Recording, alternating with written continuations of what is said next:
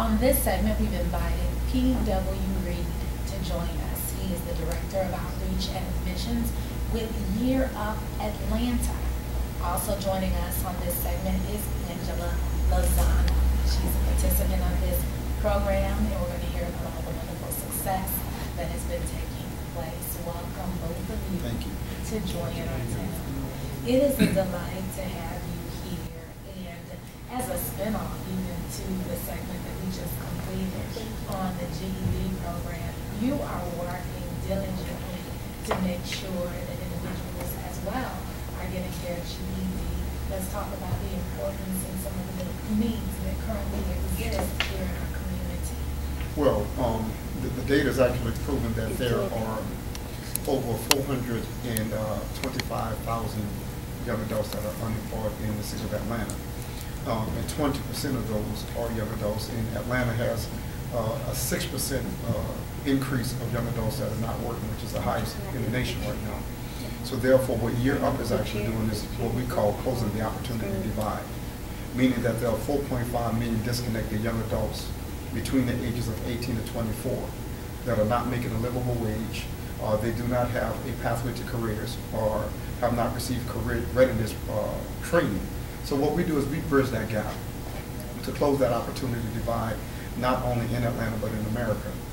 And we do that by providing careers in IT, professional skills, which are soft skills, public speaking, career development training in customer service, project management, business administration, and also helping them to get the A+ certification. And with that being said as well, we also pay for up to 21 credit hours for them to go to college. Okay. Well, that's a mouthful right there. That's a lot of impact. Yes, ma'am. That is going on. And when you look at the statistics that actually validate the need for those services, it is amazing. Now, I know this is a nonprofit. Yes, we are. We're a nonprofit organization. We're based out of Boston, Massachusetts, and we have several different locations in 9 cities. We're in Boston, Rhode Island, New York City, Washington, D.C., San Francisco, Atlanta, Chicago, and also in Baltimore, on the Baltimore College campus, and also in Seattle and Chicago as well. So making a nationwide impact, but then localizing it today. Absolutely. As it relates to the impact that you're making here in our community. Now, you brought Angela Lozano with you today. Tell our viewers why. The reason why I brought Angela is a young adult that has been in the learning and development phase of the Year program, that felt like this would be the career opportunity that she needed to lead her to her success and what she wanted to do in her personal life. Knowing that she had tried some things, because there are some young adults that have gone to college and were not successful going to college and felt like that was not the route for them. Academically, they did not do well, or financially, they could not afford it. And they realized when they heard about Europe, it was a perfect fit for them. But more importantly, we do not take these young adults from college. What we try to do is we try to stimulate them going to college if they want to be in college and not pull away from that vein. Now, Angela, I'd like to have you jump in at this point because there were some obstacles that you were wanting to overcome prior to your connection with Europe. Tell our viewers about some of those obstacles and what's been taking place since you had joined Europe. Some of the obstacles that I had faced before I attended Europe was the financial obstacle. Before Europe, I was working a job, and it was hard to balance job and school, so I was a part-timer in college. And I did my best while I was in college with my grades, but unfortunately, I didn't have the funds to pay the other semester. So at first, it was a dead end for me, but then my former boss showed me a link to yearup.org. And when I applied and when I saw how they have the opportunity to give you college credits and also a job or an internship, and I told myself from there that I will do my best and I'll try to get hired at my internship, and then from there I can pay for my college in the future. So now, what do things look like right now? What has changed since you joined Europe? Oh, so many things. First was my confidence, public speaking. And for me, my professionalism. Like, before I came to Europe, I always wore jeans and t-shirts. But now, I just try to look sharp, always wearing a skirt by my knees and everything. Those were just the simple things that I didn't even know. And this program has really showed me a lot. Well, you do look great. Thank you. Yes, and so you learned this. They also teach you interviewing skills and different things like that so that you'll be prepared to Yes, they do. I had 2 interviews. I had a Coke interview, and then I had a Chase interview. And they teach you the customer service and how to act and how to put people in a categorize as far as like a demanding style, influential style, learning how to give people that satisfaction needs, and it's been great though. Now, I understand that you landed a job, yes, with a very good company because you learned all of these amazing skills. Tell our viewers about it. I have an internship with Chase, and I will be starting next month, and I'll be a bank teller. So I just can't wait to start. Yay. Good job. That is absolutely wonderful. Now, do you think that this would have happened if you wouldn't have gone through the New York program? I don't believe so because of my zip code for me, from where I'm from. Your zip code?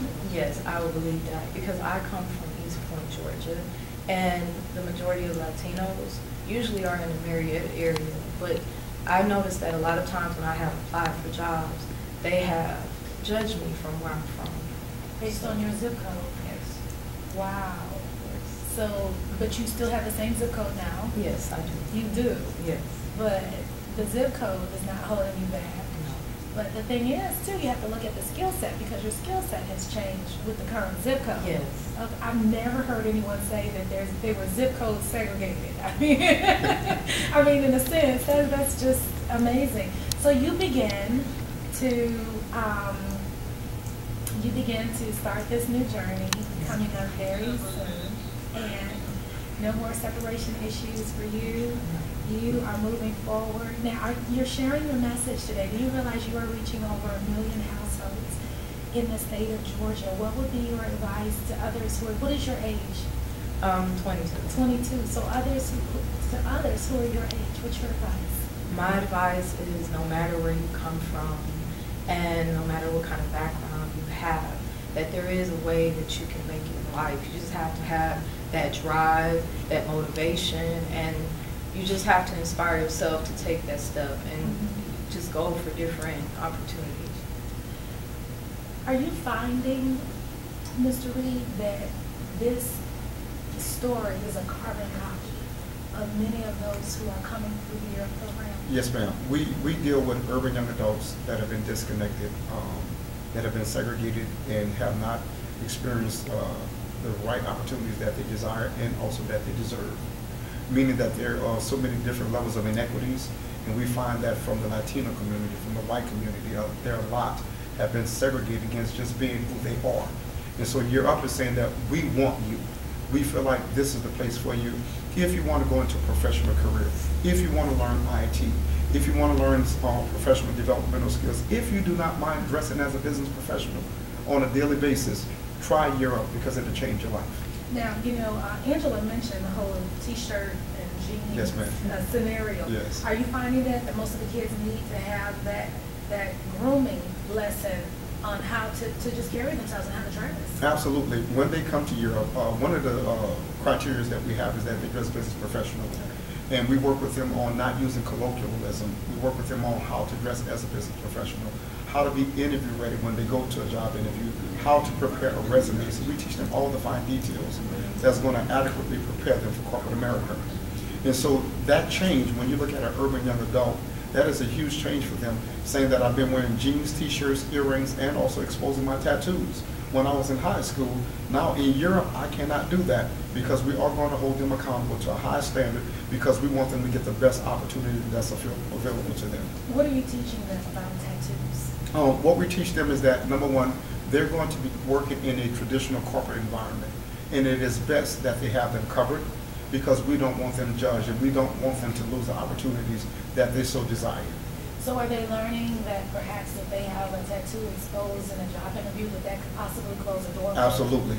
And we both know the employer is not going to share that with them, but we're saying that, if it is covered, you're actually putting yourself in a better position to saying that now I feel like a professional and I also look like a professional. That might be good advice to some adults. Yeah, absolutely. Who've been looking for jobs. Absolutely. And might have a tattoo, like right Yes. here, and you're going in for an interview. What could you say even to the adult community to make sure that they're ready for jobs? Sure. It's a different day. Yes, ma'am. Yes, it is. I would tell them, if at all, And I would say, do not take this personally. Yes. If at all, if you can cover it up with some makeup so that it is not shown. Or even strive not to get it in a visible area. Put yourself in the best position that you can get the opportunities that you really, really desire to get by not doing things that would X you out of the interviewing process. Okay, very good information. Now, there's a $380 stipend. Yes, ma'am. Tell me that. Well, what actually happens, we have what's called the learning and development phase when our young adults first start the program. And we like to say that they're earning their stipend every single week. They get a bi-weekly stipend that will be $285 to start off with for the first 5 months while they're in our program. They don't pay us anything. Our program is absolutely 100% free. When they transition to their internships, working for these corporate companies that we partner with, then it will go up to $380 every 2 weeks. And so therefore, that would happen actually until the time that they graduate from the program. Now, Angela, have you started receiving your stipend? Oh, yes. Oh, yes. What is it like? How much are you receiving? Right now, since I'm in the learning and development phase, I earn about $285 bi-weekly. $285. And that was in internship mode, correct? As an intern?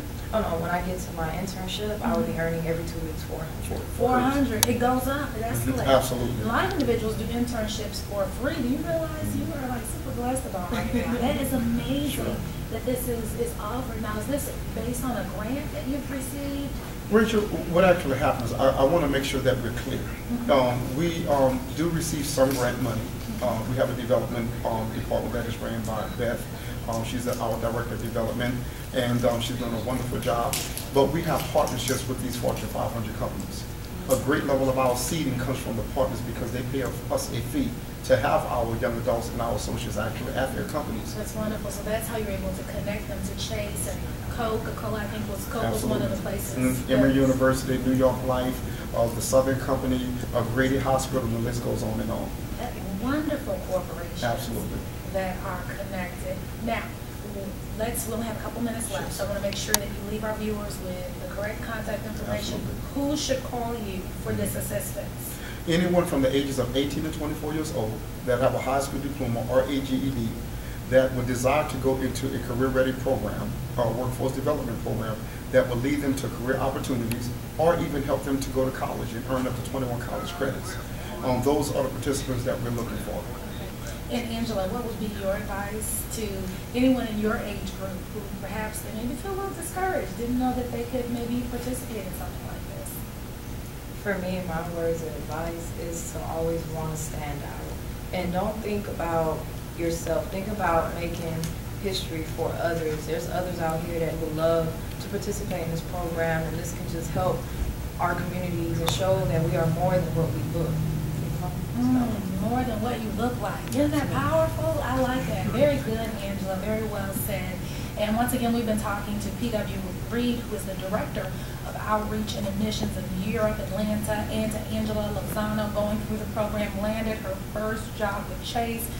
Just wonderful. Congratulations to the work that you're doing, continued success in all that you're doing. That's all the time that we have. Do contact them if you know someone who needs this type of help. Well, you know they're playing the music, so that means we are out of